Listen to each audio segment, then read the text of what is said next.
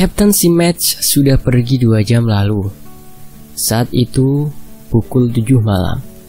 Ia sendirian, terjerat oleh kebingungan. Ia hanya tahu ini adalah barang yang sangat kuno dan ditemukan di suatu tempat di gurun pasir. Ia menelpon badan meteorologi, tetapi tidak ada informasi adanya badai pasir belakangan ini.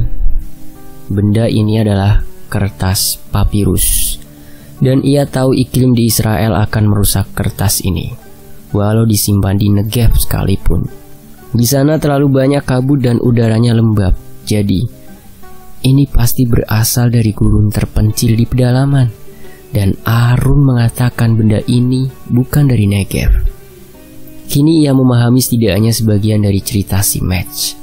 Ada beberapa bukti bahwa kaum Yahudi mungkin menggunakan papirus, bahkan di masa paling kuno sekalipun. Tumbuhan papirus itu sendiri, yakni gomeh, disebut-sebut dalam kitab Exodus dan Isaiah.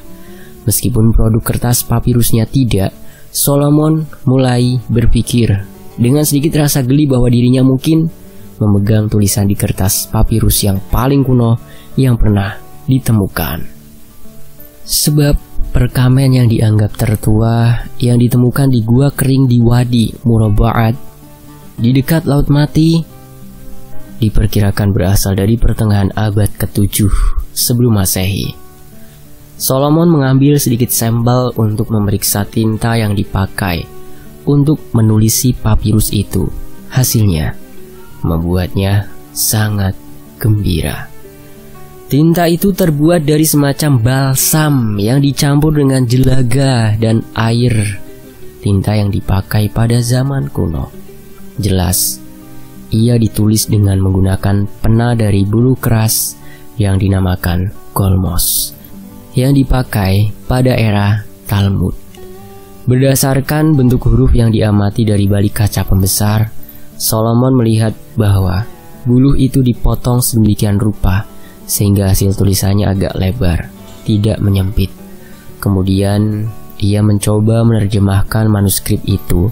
Baris pertama cukup mudah, sebab merupakan pembukaan yang lazim dipakai. Tetapi 2 kata berikutnya membuatnya terperangah. Aku Zadok. Ya, ia menatap kata-kata itu. Antara percaya dan tidak, Zadok adalah kepala pendeta kuil di masa permulaan kekuasaan Raja Sulaiman. Saat kuil itu sedang dibangun, Zadok dianggap setara dengan Harun, saudara Musa yang menjadi kepala pendeta pertama, lelaki yang pantas berdiri di hadapan tabut perjanjian. Ia memutuskan berhenti sejenak untuk menjernihkan pikirannya sebelum mulai menerjemahkan baris-baris kelanjutannya. Setelah memakan sebutir apel, ia menyalakan tembakau dan berdiri di depan jendela yang terbuka, sembari menatap bulan yang meninggi. Seperti biasanya, keindahan malam yang cerah selalu menenangkan pikirannya. Malam ini, keindahan itu terasa menghipnotis. Ia memejamkan mata dan pikirannya melayang entah kemana. Solomon tak tahu berapa lama ia berdiri di depan jendela itu. Jam dinding menunjukkan bahwa 1 jam telah berlalu. Ia kaget. Pikirannya tak pernah melamun seperti sekarang ini, dan ia tak ingat apa yang tengah dipikirkannya. Walaupun ia merasa berada di batas ambang kesadarannya, atau apakah ini mimpi? Apa yang terjadi pada diriku? Apakah aku tertidur sambil berdiri? Ia tak merasa letih. Bahkan ia tak pernah merasa sebugar ini sepanjang hidupnya. Ia duduk di meja dan mulai menerjemahkan. Lalu ia ingat dirinya belum menelpon balik putrinya untuk mengabarkan bahwa dirinya akan pulang telat. Ia harus menelpon dan memberitahu bahwa ia akan sangat terlambat. Kini ia dalam kesulitan. Rebecca diam saja saat ayahnya pulang. Saat itu jam 11 malam. Ia kemudian menyiapkan makanan hangat untuk ayahnya. Ia menduga ayahnya sedang meneliti benda kuno atau serpihan manuskrip kuno. Ayahnya tahu betul kelakuan anaknya. Kalau sedang marah, ia akan sedingin salju. tapi kemarahannya cepat mencair. Ia tak memberitahu apapun kepada putrinya tentang apa yang telah terjadi. Lebih baik Rebecca tidak mengetahui soal ini. Rebecca masih bertugas di pasukan cadangan Angkatan Darat dan baru saja pulang dari tugas di luar daerah. Karena itu, ayahnya tak begitu heran ketika Rebecca pulang dengan menyandang pangkat sersan. Rebecca duduk menemani ayahnya, berbicara dengan suara yang kelihatan sedang menekan amarah, seperti orang tua yang sedang menghadapi anaknya yang selalu bandel. Rebecca kembali menjelaskan sopan santun bertelepon tentang pentingnya seorang ayah memberitahu putrinya kalau akan pulang terlambat. Ia pun berceramah soal sakit jika ayahnya lupa makan dan terlalu banyak bekerja. Ayahnya mengangguk, tapi tetap membisu sampai putrinya itu kehabisan kata-kata. Baru sesudah itu ia bisa berkata-kata, menghibur putrinya dan memuji perhatiannya kepada orang tuanya. Tapi kata-kata itu tidak membuat Rebecca senang. Kendati sang ayah mengucapkannya dengan tulus, Rebecca kini hanya punya satu orang tua. Karena itu, ia takut kalau-kalau akan kehilangan ayahnya. Ia mengingat ibunya yang penuh kasih. Namun kini, saat berusia 20 tahun, ia tak menyadari bahwa dirinya bertindak persis seperti ibunya, Rachel. Dari Rachel, ia mewarisi tubuh yang langsing bak penari, rambut ikal, mata besar, dan ketegasan. Solomon menganggapnya cantik, meskipun Rebecca menganggap dirinya biasa saja. Mungkin karena kekerasannya itulah, maka setiap lelaki yang mendekatinya menjadi ragu dan takut. Solomon yakin bahwa putrinya itu masih perawan, padahal dirinya sudah sangat ingin menjadi kakek. Solomon berkata bahwa ia menentang keinginan putrinya untuk tetap menjadi tentara seusai ia menjalani wajib militer selama 2 tahun. Putrinya tampaknya sudah akrab dengan kehidupan militer dan disiplin yang ketat menjadi penyeimbang bagi sifatnya yang misterius. Rebecca bilang, alasannya untuk tetap menjadi tentara adalah ia bakal mudah mendapatkan pria jika ia dikelilingi banyak lelaki. Sang ayah tidak merasakan ada humor dalam kata-kata itu. Solomon kemudian bercerita bahwa kakeknya dan juga bibi, paman dan sepupunya telah tewas dalam peristiwa Holocaust. Sedangkan ayahnya tewas dalam perang tahun 1957 dan dirinya sendiri terluka pada saat perang 6 hari. Namun Rebecca tertawa terbahak-bahak ketika mendengar cerita ini, sebab Rachel pernah memberitahunya saat masih kecil bahwa ayahnya patah kakinya karena melompat dari truk dan karenanya tidak ikut perang karena harus istirahat selama 6 minggu. Rebecca memberitahu ayahnya bahwa keputusannya sudah bulat. Ia lalu berjalan keluar ruangan. Solomon selalu mencemaskan putrinya, tapi ia tahu putrinya tidak mau mendengar alasannya. Setelah wajib militernya usai, ia memilih untuk tetap bertugas aktif. Sang ayah tidak mau mempertanyakan keputusan itu. Putrinya itu kini tampak menjadi sedikit pemarah dan penyendiri sejak selesai bertugas dan pulang kembali ke rumah. Namun, apapun yang mengubah pikiran putrinya, Solomon lega karena ia pulang dengan selamat. Ia menyalahkan dirinya sendiri karena tidak meluangkan banyak waktu bersama putrinya saat ia masih kanak-kanak. Ia berpikir, dirinya dulu mungkin seharusnya menikah lagi dan kehadiran seorang wanita akan melunakkan perangai putrinya, tapi kini sudah terlambat. Rebecca adalah putrinya dan dialah satu-satunya orang yang dicintainya dalam hidup ini. Jadi, Solomon memaafkan segala sesuatu yang telah terjadi. Bahkan ia mau menerima kemarahan putri satu-satunya itu dengan lapang dada. Ia tahu sejak kecil putrinya bersikap mandiri, suka membantah dan keras kepala. Sejak usia 8, ia sudah terlihat tomboy, suka mengganggu anak laki-laki, sering berkelahi dengan mereka, dan kerap menuntut diberlakukan setara. Perilakunya itu dimulai sejak ibunya meninggal dunia. Ia pulang dari pemakaman dengan mata menangis dan marah. Ia merobek-robek gaun hitamnya. Sejak itu, sang ayah tak pernah melihatnya menangis. Ia tak pernah lagi mau memakai pakaian wanita. Bahkan saat ke sekolah sekalipun, ayahnya pernah membelikannya pakaian yang manis dengan harapan ia berubah pikiran. Tapi ia malah mencemoohnya, lalu berlari memanjat pohon. Ia lebih suka bersepeda dan menunggang kuda dan tak pernah menangis. Tapi Solomon tak bisa mengabaikannya, sebagaimana ibunya sendiri tak bisa mengabaikannya sejak ia lahir. Ketika itu kelahiran Solomon dirayakan gegap gempita. Orang tuanya bisa bertahan pada masa perang dengan cara yang sulit dijelaskan. Keduanya tiba di kamp pengungsian pada musim panas tahun terakhir masa perang. Mereka turun dari truk palang merah yang penuh sesak dengan pengungsi lain. Begitu turun, mereka langsung dikerubungi banyak orang dengan wajah yang muram dan mata yang sayu. Mereka mencari-cari keluarganya di antara pendatang baru itu. Mereka mencari ibunya, ayahnya, kakeknya, bibinya, pamannya, kakaknya, dan adiknya. Tapi para pengungsi itu tidak mencari-cari anak. Di kamp itu tidak ada anak-anak, dan belum ada anak-anak yang pernah datang ke sana. Kemudian kerumunan orang itu melihat dia sedang hamil, mengenakan baju yang agak sempit, dengan wajah yang memohon agar diberi jalan untuk lewat.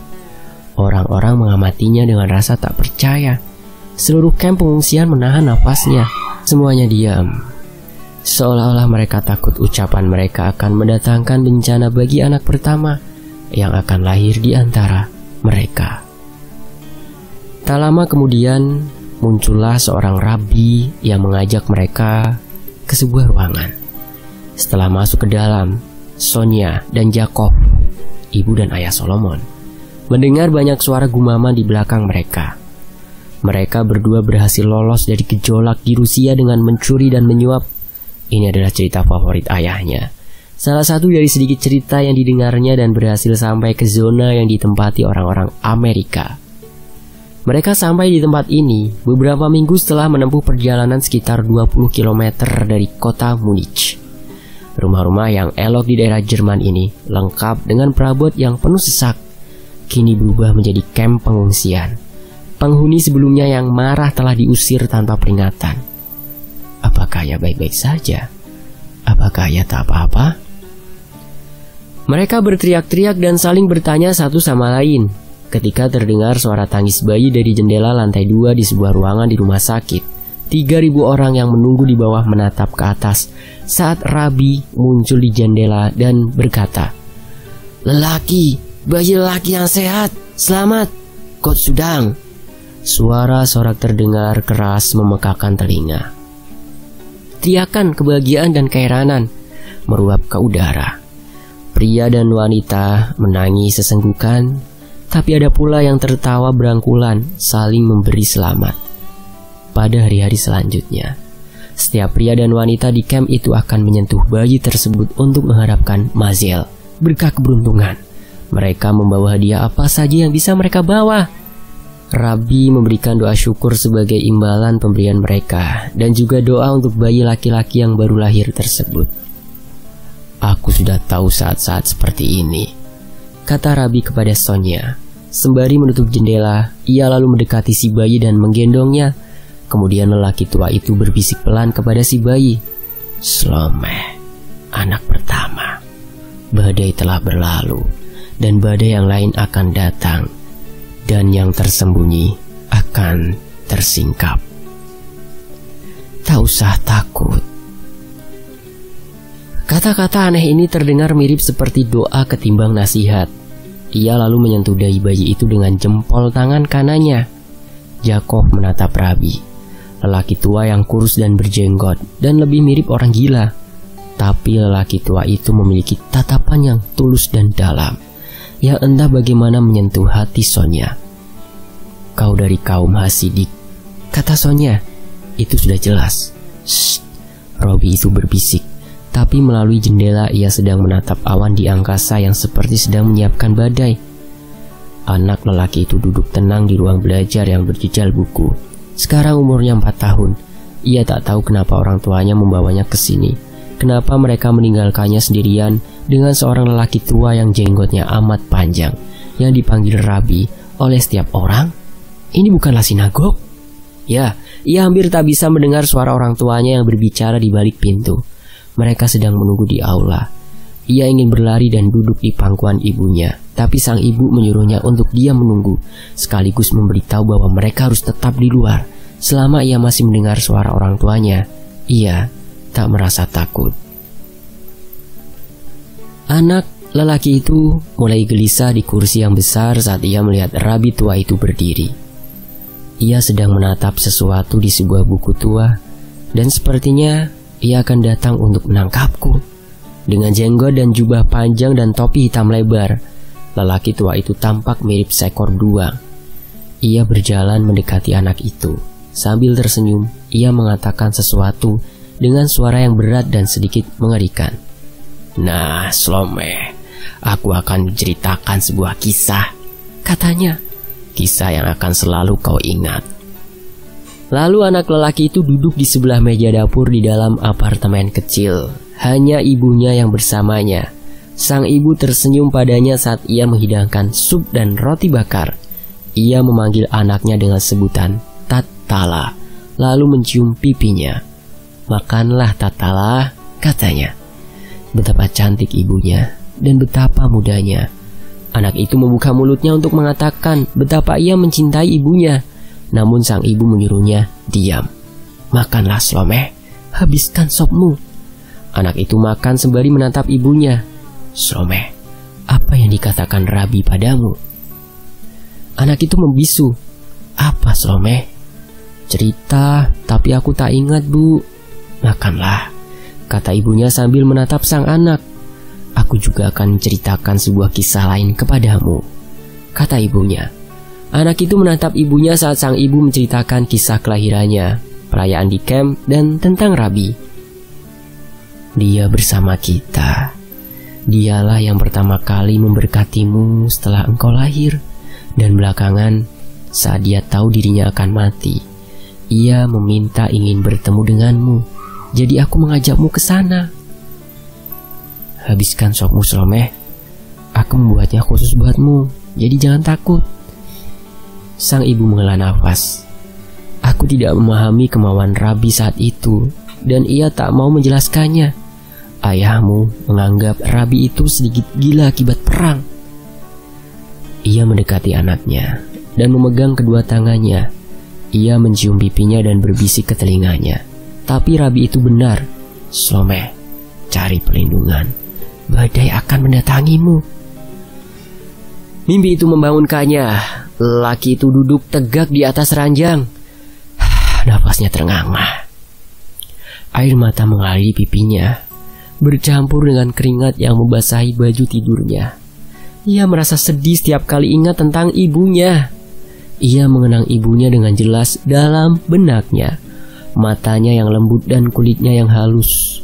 Tampaknya tetap tak berkeriput, meski usianya bertambah. Juga rambut merahnya yang mulai menjadi abu-abu pada saat ia meninggal pada usia 70 tahun. Lalu lelaki itu membasuh mukanya dan duduk selama berjam-jam di depan jendela. Ia terjaga sepenuhnya, menatap bulan dengan mata yang menerawang jauh. Berkali-kali ia mengusap rambutnya yang dipotong pendek rapi. Ia merasa letih dan seperti melihat sesuatu yang bakal terjadi. Seolah-olah fragmen-fragmen dari memori genetisnya telah bebas meluap keluar, lalu merasuk ke dalam mimpi-mimpinya. Gema mimpinya yang masih diingatnya seperti berkaitan dengan sesuatu yang diterjemahkannya dari naskah papirus kuno yang ditemukan Kapten Simets. Hal ini membuat pikirannya terbuka, seperti kelopak mawar yang merekah. Ia merinding karena merasa ada tempat yang asing dan energi besar yang tengah menunggunya. Ia harus meyakinkan putrinya. Entah bagaimana caranya, ia tak bisa lagi menyembunyikan hal ini pada putrinya. Dan ia tahu putrinya tak mungkin ditinggalkan dalam urusan ini. Mereka harus menemui Syekh Hadi untuk memecahkan teka-teki heksagon ini. Kapten Simets akan datang besok pagi dan ia pun harus diberitahu tentang apa yang baru saja ditemukannya. Ia harus tahu, tak bisa dihindari. Kami harus pergi ke gurun. Batin Profesor Slomeh. Sementara itu di sisi lain, Arun Simets, kapten dari Kesatuan Mossad, mulai bertanya-tanya Apakah dirinya masih orang yang sama yang berjalan ke gurun? Tapi ia masih orang yang sama, namun dengan perasaan yang jauh lebih gelisah. Pantulan wajahnya di permukaan cermin tampak semakin tua, jam demi jam, dan matanya kini tampak lebih cekung, seolah-olah mata itu menyimpan pengetahuan yang tidak diketahuinya. Tuhan, apa yang terjadi padaku? Katanya kepada wajah di cermin itu. Sebelum ini, si kolonel atasannya mengizinkannya untuk melakukan perjalanan selama yang diperlukannya. Kolonel itu adalah orang yang cukup simpatik. Ia orang penuh pengertian dan ramah. Dan si kolonel berpikir aku telah tersesat di gurun seperti orang bodoh. Ia serasa ingin menangis tapi tak kuasa. Misi mereka menjadi bencana. Dinas intelijen keliru besar. Ia dan 2 anak buahnya bergabung dengan sekelompok arkeolog dari Prancis untuk melakukan penggalian di dekat Gunung Hagar. Mereka dipilih berdasarkan keahlian masing-masing. Pada mulanya mereka berjalan bersama dengan sekelompok mahasiswa. Sampai pada suatu malam, mobil jeep yang mereka tumpangi tersesat dan mogok di tengah padang pasir. Sejak itu, mereka mulai tertimpa kesialan. Mereka keluar dari jeep dan entah mengapa berjalan berpisah ke arah yang berlainan. Mereka berjalan tak tentu arah di gurun yang luas, mencari-cari sesuatu yang mungkin menunjukkan jalan yang pernah dilalui manusia. Tapi, siapa yang bisa meramalkan akan datangnya badai pasir yang muncul entah dari mana tanpa peringatan? Radar cuaca pun tak bisa. Tak ada yang bisa. Saat matahari terbit, ketika ia kembali lagi ke jeep, badai menerjang dirinya. Badai itu datang begitu tiba-tiba. Kekuatan angin yang dahsyat menghantam tubuhnya dan membuatnya terjungkal dan berguling-guling. Ia terseret badai hingga ke sebuah puncak bukit pasir, lalu terjerembab dan merosot turun. Ia berusaha berdiri untuk naik, tapi badai menghantamnya kembali sampai ia terjungkal ke bawah. Ia tak bisa berjalan sedikit pun untuk melawan angin itu. Akhirnya, setelah terseret badai selama beberapa menit, ia mendarat di dekat sebuah bongkahan batu besar yang menonjol dari balik tumpukan pasir. Ia mengambil tali di pinggangnya, lalu mengikatkan dirinya pada batu itu, sembari memaki-maki nasibnya yang sial. Ia berpegangan erat pada batu itu dan menunggu badai reda. Tapi entah mengapa, muncul perasaan ngeri yang tak terkira dalam dirinya, dan ia menutup matanya saat badai kembali mengamuk. Ia mencoba terus bertahan. Pasir-pasir menerjang dan menampar-nampar tubuh dan mukanya. Ia tak bisa membuka matanya sama sekali. Ini mustahil, begitu pikirnya. Ia sangat heran, namun lama-lama ia jatuh tertidur. Ia bangun setelah badai reda dengan perasaan seperti habis mengalami mimpi yang samar-samar. Pasir menutupi hampir seluruh tubuhnya. Ia bangkit, lalu mencoba menjernihkan pikirannya. Pelan-pelan ia berdiri, memeriksa anggota tubuhnya. Kemudian menggeliat-geliat untuk melemaskan otot-ototnya yang kaku dan ngilu. Ia memeriksa perlengkapan yang dibawanya. Tempat minumnya hilang, dan jam tangan berkompas sudah pecah berantakan. Namun anehnya, kompasnya masih utuh. Saat itu matahari sudah bertengger di atas kepala. Sinarnya amat terik. Ia memandang sekeliling. Ia hanya melihat pasir dan bukit-bukit pasir yang menjulang. Lalu, tatapannya tertumbuk pada sebongkah batu yang menjadi tempatnya berlindung. Ternyata, diameternya cukup besar, dan di dekatnya terlihat sebuah gua. Kapten Simets melihat sebuah kerangka manusia. Posisi kerangka itu duduk bersandar pada batu granit. Kakinya menjulur lurus. Tangan kanannya berada di atas sebuah batu yang sedikit menonjol. Tulang jemarinya seperti mengundangnya masuk ke dalam goa. Selain kerangka itu, tak ada lagi yang tersisa. Bahkan sesobek kecil sisa baju pun tak ada. Ia menatap cukup lama pada goa yang temaram itu. Debu tipis melayang di depan goa, seolah-olah pasir itu punya nyawa. Sebagian dari debu itu keluar masuk mulut goa, seolah-olah ada nafas sesosok hantu di goa itu. Ia tak ingat berapa lama ia berdiri di situ. Ia tak takut. ia melihat silinder berdebu berada dalam genggaman jari-jari tangan kiri dari tengkorak manusia itu. Tanpa pikir panjang, ia mengambil silinder itu. Ternyata cukup berat. Ia membersihkan dan memeriksanya. Setelah dibersihkan, benda itu memancarkan cahaya kuning. Pasti bahannya dari emas. Apakah ini sebuah makam? Ia merinding dan gelisah. Silinder itu ia masukkan dengan hati-hati ke dalam kantongnya. Lalu ia keluar dari goa. Entah mengapa ia merasakan goa yang sunyi itu seperti mengawasi dirinya saat ia berjalan menjauh. Berjam-jam ia berjalan ke utara, tempat jeepnya berada. Ia tahu pasti orang-orang sedang menunggunya. Akhirnya ia melihat mereka di kejauhan. Mereka sedang mengendarai jeep berputar ke arah barat. "Ayah!" teriak salah seorang dari mereka ketika melihat lelaki itu. Orang itu lalu menembakkan pistol ke udara.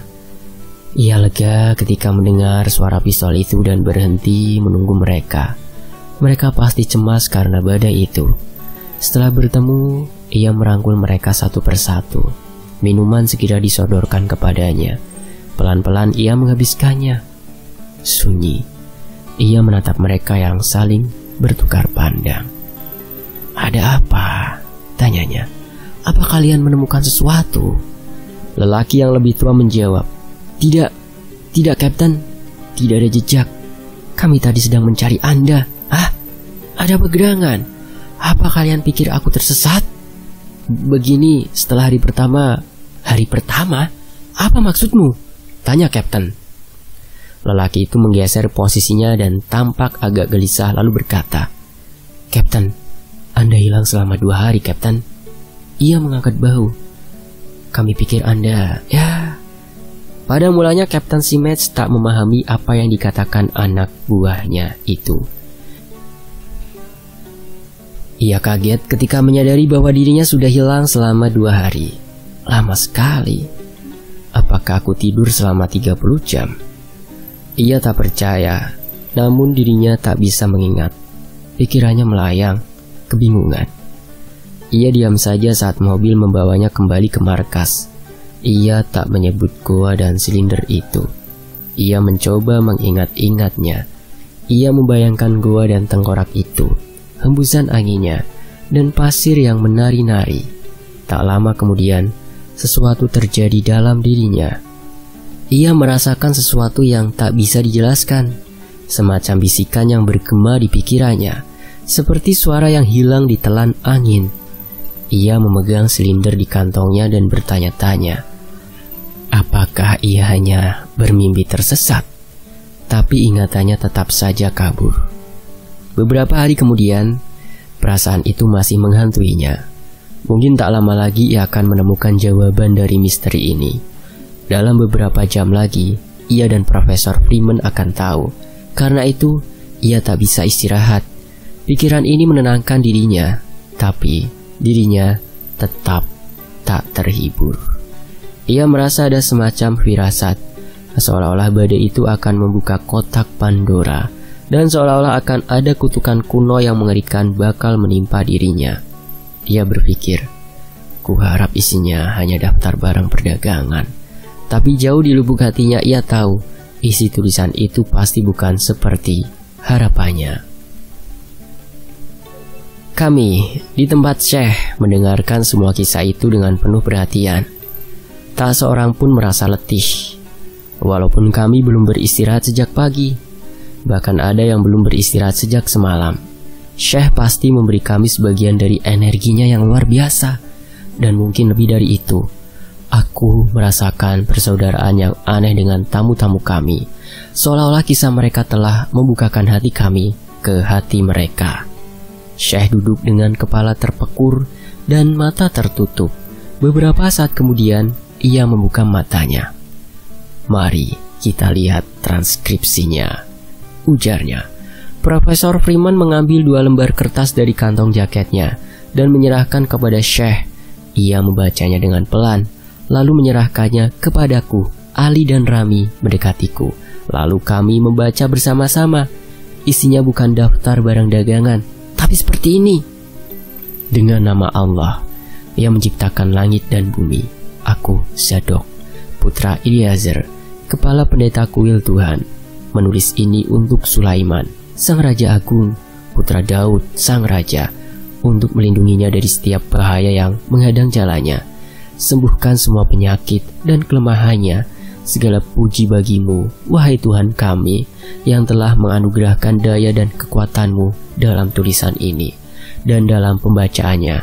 Maha suci Engkau, wahai Raja di Raja yang maha suci, dan segala puji bagimu.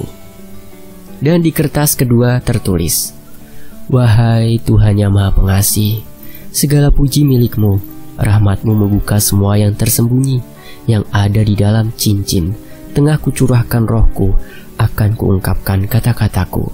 Datanglah, wahai bintang malam. Kami saling pandang dengan takjub. Syekh yang menunggu kami selesai membaca, kini meminta kami untuk diam. Bersambung. Nantikan kelanjutannya ya. Saya pamit. Wassalamualaikum.